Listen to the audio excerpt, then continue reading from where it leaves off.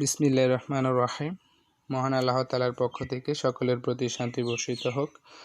এই লেকচার ভিডিওটিতে SSC Dhaka board 2019 সালে আসা প্যাসেজ ন্যারেশনের এই প্রশ্নটি সমাধান করে দেখাবো, অর্থাৎ যেই প্রশ্নটি আপনারা স্ক্রিনে দেখতে পাচ্ছেন সেই প্রশ্নটি সমাধান করে দেখাবো ইনশাআল্লাহ। তো প্রথমেই শুরুতে এই প্যাসেজটি আমরা মনোযোগ সহকারে পড়ে নেব। তো চলুন পড়ে নিই। What is the time by your watch? Said an old man. I said, it is 9:30. He said, I want to go to your house. Will you accompany me, please? No, I am sorry because I am going to school, said I. তো passage ন্যারেশনের ক্ষেত্রে যে বিষয়টি মনোযোগ সহকারে লক্ষ্য রাখতে হবে সেটি হচ্ছে কে কথা বলছে এবং কার সাথে কথা বলছে এটি প্রথমেই নির্ণয় করতে হবে, অর্থাৎ বক্তা এবং শ্রোতা নির্ণয় করতে হবে, রাইট। দেন তারপর নির্ণয় করতে হবে প্যাসেজ ন্যারেশনের মধ্যে যে রিপোর্টিং ভার্বটি রয়েছে সেটি কোথায় রয়েছে, শুরুতে না মাঝখানে না শেষে।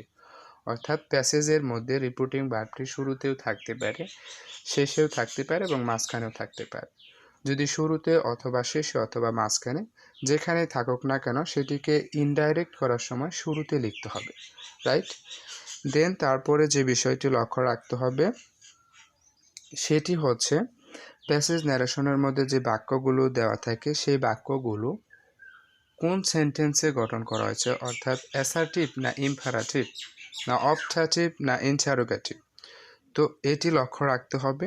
দেন তারপরে যে বিষয়টি লক্ষ্য রাখতে হবে সেটি হচ্ছে রিপোর্টেড স্পিচ এর ভার্বটি কোন টেন্সে রয়েছে সেটি নির্ণয় করতে হবে। দেন তারপরে যে বিষয়টি লক্ষ্য রাখতে হবে সেটি হচ্ছে রিপোর্টেড স্পিচ এর মধ্যে যে পার্সনগুলো দেওয়া থাকে সেটি কোন পার্সন, ফার্স্ট পার্সন না সেকেন্ড পার্সন না থার্ড পার্সন, এই বিষয়টি লক্ষ্য রাখতে হবে। দেন তারপরে যে বিষয়টি লক্ষ্য রাখতে হবে সেটি হচ্ছে বক্তা এবং শ্রোতা তারা যে কথা বলছে, তো কে কতবার কথা বলছে এই বিষয়টি মনোযোগ সহকারে লক্ষ্য রাখতে হবে। তো এগুলো হচ্ছে মৌলিক কিছু নিয়ম, অর্থাৎ এগুলো খুব মনোযোগ সহকারে লক্ষ্য রাখতে হবে, রাইট। তো এখন আমরা এই প্যাসেজটি সমাধান করব। তো প্রথমেই এই প্যাসেজটি আমি সেন্টেন্স আকারে ভেঙে ভেঙে সমাধান করে দেখাবো এবং দেন তারপরে দেখাবো যে পরীক্ষার হলে বা পরীক্ষার খাতায় আপনারা কিভাবে সমাধান করবেন, রাইট। তো চলুন শুরু করি। আলহামদুলিল্লাহ, আমরা এখান থেকে সমাধান করা শুরু করব। তো লক্ষ্য করুন, what is the time by your watch, said an old man. তো আরেকটি কথা বলে নিই, যে কথাটি বলা আসলে উচিত। তো এই প্যাসেজটি পড়ে আমরা যে বিষয়টি বুঝতে পারছি, তো প্যাসেজটিতে কথা বলছে ওল্ড ম্যান, অর্থাৎ ওল্ড ম্যান হচ্ছে বক্তা এবং শ্রোতা হচ্ছে আই, অর্থাৎ ওল্ড ম্যান ওই প্যাসেজটিতে ওল্ড ম্যান আয়ের সাথে কথা বলছে, রাইট। এবং রিপোর্টিং ভার্বটি হচ্ছে সেইড অ্যান ওল্ড ম্যান, এটি হচ্ছে রিপোর্টিং ভার্ব। তো এটিকে আমাদের কি করতে হবে, ইনডাইরেক্ট করার সময় শুরুতে লিখতে হবে। তো এখন লক্ষ্য করুন, what is the time by your watch, said an old man. তো সেইড অ্যান ওল্ড ম্যান আমরা শুরুতে লিখব, অ্যান ওল্ড ম্যান, তো এটি লিখব প্রথমে। তারপরে আমরা রিপোর্টেড যে স্পিচটি রয়েছে সেটির দিকে লক্ষ্য রাখব। তো what is the time by your watch, এটা হচ্ছে ইন্টারোগেটিভ সেন্টেন্স। তো এটা ইন্টারোগেটিভ সেন্টেন্স হওয়ায় সেইড এই ভার্বটি পরিবর্তন হয়ে আক্সড হবে, রাইট। সুতরাং অ্যান ওল্ড ম্যান আক্সড, এতটুকু লেখার পরে তো ওল্ড ম্যান কাকে জিজ্ঞেস করলো, তো আক্সডের পরে যেটি বসবে সেটি হচ্ছে অবজেক্টিভ ফর্ম বসে। তো ওল্ড ম্যান যাকে জিজ্ঞেস করেছে তার অবজেক্টিভ ফর্ম বসাতে হবে। তো ওল্ড ম্যান আইকে জিজ্ঞেস করেছে, তো আই এর অবজেক্টিভ ফর্ম হচ্ছে মি। সুতরাং বলতে হবে an old man আক্সড me, don't say an old man আক্সড I. তো আক্সডের পরে অর্থাৎ ভার্বের পরে অবজেক্টিভ ফর্ম বসতে পারে, অর্থাৎ রিপোর্টিং ভার্বের পরে অবজেক্টিভ ফর্ম বসবে, সাবজেক্টিভ ফর্ম বসবে না, রাইট। তারপরে what is the time by your watch, এই ইন্টারোগেটিভ সেন্টেন্সটিকে অ্যাসার্টিভ সেন্টেন্সে পরিবর্তন করতে হবে। তো তার জন্য প্রথমে কি করতে হবে, ইন্টারোগেটিভ প্রনাউন হোয়াট মি এর পরে লিখতে হবে এবং তারপরে এই ইন্টারোগেটিভ সেন্টেন্সটিতে যেই সাবজেক্টটি রয়েছে সেটি ইন্টারোগেটিভ প্রনাউনের পরে লিখতে হবে, অর্থাৎ হোয়াটের পরে লিখতে হবে দ্য টাইম। এবং এই ইন্টারোগেটিভ সেন্টেন্সটি রয়েছে প্রেজেন্ট সিম্পল টেন্সে, সুতরাং ভার্বটি পাস্ট সিম্পল করতে হবে, অর্থাৎ হোয়াট দ্য টাইম ইজ এর পরিবর্তে লিখতে হবে ওয়াচ। তারপর রয়েছে বাই, এবং এখানে ইউর এটি হচ্ছে পার্সন, তো এটি হচ্ছে সেকেন্ড পার্সন। তো সেকেন্ড পার্সন অবজেক্ট অনুযায়ী পরিবর্তন হয়। তো এখানে অবজেক্ট হচ্ছে মি, তো মি এখন সেকেন্ড পার্সন ইউর এর রূপ হচ্ছে পসেসিভ ফর্ম, অর্থাৎ ইউরকে বলা হয় পসেসিভ ফর্ম, এটা পসেসিভ ফর্মে রয়েছে, সুতরাং মি এর পসেসিভ ফর্ম ইউর এর স্থানে বসাতে হবে, রাইট। তাহলে মি এর পসেসিভ ফর্ম হচ্ছে মাই, সুতরাং ইউর উঠিয়ে দিয়ে বসাতে হবে মাই। তারপর রয়েছে ওয়াচ, তারপর ওয়াচ বসাতে হবে এবং ইন্টারোগেটিভ চিহ্নটি উঠিয়ে দিতে হবে। তাহলে পুরো বাক্যটি হচ্ছে an old man asked me what the time watch by my watch, right. তো আশা করি বুঝতে পেরেছেন যে টেন্সের বিষয়টি হচ্ছে যে প্রেজেন্ট সিম্পল থাকলে পাস্ট সিম্পল করতে হবে, রাইট। যেহেতু ইজ প্রেজেন্ট সিম্পল, এর পাস্ট সিম্পল হচ্ছে ওয়াচ। আশা করি বুঝতে পেরেছেন। তো এখানে ব্যাখ্যাটি লেখা রয়েছে, তো আপনি চাইলে ভিডিওটি পজ করে ব্যাখ্যাটি পড়তে পারেন।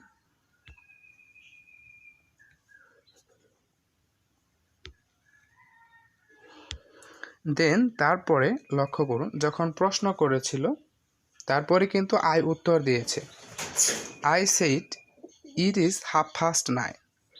তো এখানে লক্ষ্য করুন, ইট ইজ 9:30, এটি কিন্তু প্রেজেন্ট সিম্পলের একটি বাক্য, রাইট। এখানে বলতে হবে যেহেতু আই উত্তর করেছে, সুতরাং বলতে হবে আই রিপ্লাইড, অর্থাৎ সেইডের পরিবর্তে বলতে হবে রিপ্লাইড। যেহেতু আই উত্তর করেছে সেহেতু রিপ্লাইড কথাটি বলতে হবে সেইডের পরিবর্তে আই রিপ্লাইড। এবং ইনভার্টেড কমা উঠিয়ে দিতে হবে। তো এটা উঠে যাওয়ার কারণে রিপ্লাইডের পরে দ্যাট বসবে, আই রিপ্লাইড দ্যাট। তারপরে ইট সাবজেক্টটি বসাতে হবে এবং ইজ এর পাস্ট সিম্পল ওয়াজ বসাতে হবে, ইট ওয়াজ 9:30। অর্থাৎ প্রেজেন্ট সিম্পল থাকলে পাস্ট সিম্পল হয়, রাইট। অর্থাৎ বাক্যটি যদি প্রেজেন্ট ইনডিফিনিট টেন্সে থাকে তাহলে সেটাকে ইনডাইরেক্ট করার সময় পাস্ট ইনডিফিনিট টেন্সে গঠন করতে হবে, রাইট। তো এইখানে ব্যাখ্যাটি রয়েছে, পজ করে পড়ে নিতে পারেন। দেন তারপরে লক্ষ্য করুন, he said I want to go to your house, will you accompany me please. তো এইখানে এই হিটাকে এটি বুঝতে হবে, এখানে এই হিটা হচ্ছে ওই ওল্ড ম্যান, অর্থাৎ ওই বৃদ্ধ ব্যক্তিটি। তো এইখানে ওই বৃদ্ধ ব্যক্তিটি দুটি কথা বলেছে, একটি কথা হচ্ছে I want to go to your house, তারপরের বাক্যটি হচ্ছে will you accompany me please. তো এখানে কিন্তু অনুরোধ করা বোঝাচ্ছে, অর্থাৎ এখানে কিন্তু সে অনুরোধ করেছে, অর্থাৎ প্লিজ কথাটি থাকায় এই বাক্যটি গঠন করতে হবে। প্রথমে কি করতে হবে, প্রথমে লিখতে হবে সাবজেক্ট এবং তারপরে লিখতে হবে রিকোয়েস্ট এবং তারপরে লিখতে হবে অবজেক্ট এবং তারপরে প্রিপোজিশন টু লিখতে হবে এবং তারপরে রিপিটেড স্পিচ থেকে পুরো অংশ লিখতে হবে। তো এখন এই বাক্যটি লিখতে হবে হি সেইড, তারপরে ইনভার্টেড কমা উঠিয়ে দিয়ে দ্যাট। তো এখানে বলতে পারি যে then he said that, right. Then he said that, তারপরে তো ইনভার্টেড কমা উঠে যাওয়ার কারণে দ্যাট বসলো, তারপরে যে রয়েছে I want to go to your house, এই বাক্যটি রয়েছে। তো এখানে আই হচ্ছে ফার্স্ট পারসন, তো ফার্স্ট পারসন সাবজেক্ট অনুযায়ী পরিবর্তন হয়। তো আই যেহেতু সাবজেক্টের স্থানে রয়েছে তো এটা হিকে নির্দেশ করছে, অর্থাৎ ফার্স্ট পারসন সাবজেক্ট অনুযায়ী পরিবর্তন হয়, সুতরাং হি দ্যাটের অর্থাৎ আয়ের স্থানে হি বসবে, রাইট। অর্থাৎ আই হচ্ছে ফার্স্ট পারসন সাবজেক্ট অনুযায়ী পরিবর্তন হয়, সুতরাং হি আই এর জায়গায় হি বসাতে হবে। তাহলে হবে দেন হি সেইড দ্যাট হি, তারপরে তো I want to go to your house. তো এই বাক্যটি কিন্তু প্রেজেন্ট সিম্পল, কারণ এখানে মূল ভার্ব ওয়ান্ট হচ্ছে প্রেজেন্ট সিম্পল, তো এর পাস্ট সিম্পল ব্যবহার করতে হবে। তো ওয়ান্ট এর পাস্ট সিম্পল হচ্ছে ওয়ান্টেড, সুতরাং হি এর পরে বসবে ওয়ান্টেড, তারপরে টু গো টু এটুকু বসাতে হবে, তারপর রয়েছে ইউর, এটি কিন্তু হচ্ছে পার্সন। তো ইউর হচ্ছে পসেসিভ এবং ইউর হচ্ছে সেকেন্ড পার্সন। ইউর হচ্ছে পসেসিভ এবং ইউর হচ্ছে সেকেন্ড পার্সন। তো সেকেন্ড পার্সন কাকে নির্দেশ করা হয়? সেকেন্ড পার্সন অবজেক্টকে নির্দেশ করে। তো বৃদ্ধ ব্যক্তিটি কাকে বলেছিল? বৃদ্ধ ব্যক্তিটি আইকে বলেছিল। তো আই এর পসেসিভ ফর্ম হচ্ছে মাই। আই এর পসেসিভ ফর্ম হচ্ছে মাই, সুতরাং এখানে ইউর এর পরিবর্তে লিখতে হবে মাই। তারপর রয়েছে হাউস। তো যেহেতু এই বাক্যটিতে ব্যক্তি, ওই বৃদ্ধ ব্যক্তিটি দুটি কথা বলেছে, তো পরবর্তী কথাটি এই বাক্যটির সাথে যুক্ত করার জন্য আমরা অ্যান্ড বসিয়ে দেব হাউজ এর পরে। তো হাউজের পরে অ্যান্ড দিলাম। তো অ্যান্ড করার কারণে এই বাক্যটি কি হচ্ছে? কম্পাউন্ড হবে। তো যেহেতু এই বাক্যটির সাবজেক্ট হি প্রথমবার ব্যবহার করা হচ্ছে, সুতরাং অ্যান্ড যুক্ত করায় এরপরে আর ওই সাবজেক্টটি লেখার প্রয়োজনীয়তা নেই, অর্থাৎ ওই সাবজেক্টটি আর লিখতে হবে না। তাহলে সেই ক্ষেত্রে আমরা কি করতে পারি? সেই ক্ষেত্রে আমরা রিপোর্টিং ভার্ব দ্বারা কথাটি শুরু করব, অর্থাৎ সাবজেক্ট না লিখে অ্যান্ডের পরে সরাসরি রিপোর্টিং ভার্বটি দিয়ে শুরু করব। যেহেতু এখানে রিকোয়েস্ট করা বোঝাচ্ছে, প্লিজ অর্থাৎ অনুরোধ করা বোঝাচ্ছে, সেহেতু এখানে রিপোর্টেড ভার্বটি হবে রিকোয়েস্টেড। রিকোয়েস্টেড, তো কাকে রিকোয়েস্ট করেছিল? এখন রিকোয়েস্টের পরে একটি অবজেক্ট বসাতে হবে। তো আইকে রিকোয়েস্ট করেছিল, অর্থাৎ অনুরোধ করেছিল। তো আই এর অবজেক্টিভ ফর্ম হচ্ছে মি, সুতরাং রিকোয়েস্টেড মি। তারপরে যেটি বসাতে হবে সেটি হচ্ছে, তারপরে একটি প্রিপোজিশন বসাতে হবে, সেই প্রিপোজিশনটি হচ্ছে টু, এবং তারপরে বসাতে হবে রিপিটেড স্পিচ। তো রিপিটেড স্পিচ হচ্ছে অ্যাকম্পানি। তাহলে কি হবে?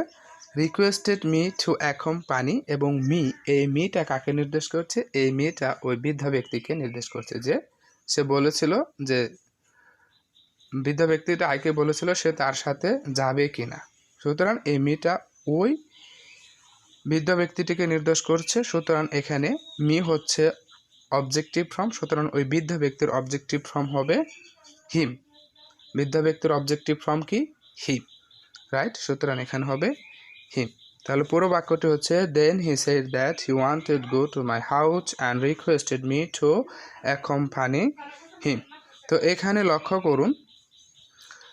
লক্ষ্য করুন উইল ইউ অ্যাকম্পানি মি, তারপরে বলা হচ্ছে প্লিজ। তো এটা কিন্তু ইন্টারোগেটিভ সেন্টেন্স। তো ইন্টারোগেটিভ সেন্টেন্স হওয়ার পরেও এই বাক্যটিতে কিন্তু বলা হয়নি যে হি said if you would accompany him, অর্থাৎ এটি কিন্তু বলা যাবে না, কারণ হচ্ছে এখানে প্লিজ থাকায় এখানে ব্যবহার করতে হবে ইম্পারেটিভ সেন্টেন্সের স্ট্রাকচার ব্যবহার করতে হবে, অর্থাৎ সুতরাং বলা যাবে না হি said if you would accompany him, এর পরিবর্তে বলতে হবে requested me to accompany him, right? আশা করি বুঝতে পেরেছেন। দেন তারপরে লক্ষ্য করুন, no I am sorry because I am going to school said I, এই বাক্যটিতে কথা বলতেছে আই। তো এই বাক্যটিতে লক্ষ্য করুন আই এম সরি, এই বাক্যটি প্রেজেন্ট ইনডিফিনিট টেন্সে রয়েছে। এই বাক্যটিকে ইনডাইরেক্ট করার সময় পাস্ট ইনডিফিনিট টেন্সে পরিবর্তন করতে হবে। দেন তারপর লক্ষ্য করুন I am going to school, এই বাক্যটি প্রেজেন্ট কন্টিনিউয়াস টেন্সে রয়েছে। এই বাক্যটিকে ইনডাইরেক্ট করার সময় পাস্ট কন্টিনিউয়াস টেন্সে পরিবর্তন করতে হবে, রাইট? তো এই বাক্যটিতে শুরুতেই রয়েছে নো, তো নো এর পরিবর্তে রিপ্লাইড ইন দ্য নেগেটিভ, এই ফ্রেজটি আমরা ব্যবহার করব না। তো এই বাক্যটিকে আমরা ইনডাইরেক্ট করতে পারি এইভাবে, at this I apologized and told him that I couldn't go because I was going to school. তো এই বাক্যটিকে আমরা at this I apologized and told him that I couldn't go because I was going to school, এইভাবে indirect করতে পারি, right? তো লক্ষ্য করুন at this হচ্ছে কানেক্টর, অর্থাৎ at this এই ফ্রেজটি হচ্ছে একটি কানেক্টর। তো আই এম সরি এর পরিবর্তে আমরা বলতে পারি আই অ্যাপোলোজাইজড। তো আই অ্যাপোলোজাইজড হচ্ছে একটি অ্যাডভান্স ইংলিশ, রাইট? সুতরাং আই এম সরি এর পরিবর্তে আমরা বলবো I apologised and told him that I can't go because I was going to school. তো এইখানে can't এর মধ্যে replied in the negative এই ফ্রেজটির অর্থ নিহিত রয়েছে, রাইট? আশা করি বুঝতে পেরেছেন। তো এখন এই পুরো প্যাসেজটি কিভাবে লিখবেন তো সেটাই দেখাবো। তো চলুন। তো এই পুরো প্যাসেজটি পরীক্ষার খাতায় ঠিক এই সবুজ কালারের যে লেখা ওয়ার্ডগুলো রয়েছে ঠিক এইভাবে আনসারটি লিখতে হবে পরীক্ষার খাতায়, অর্থাৎ ঠিক নিচের যে লেখাটি রয়েছে এই লেখার মতো করে পরীক্ষার খাতায় আনসার করতে হবে, রাইট? তো আলহামদুলিল্লাহ, আশা করি পুরো লেকচারটি সুন্দরভাবে বুঝতে পেরেছেন। তো কথা হবে পরবর্তী কোনো লেকচার ভিডিওটিতে। ততক্ষণ পর্যন্ত সবার জন্য শুভকামনা। See you again.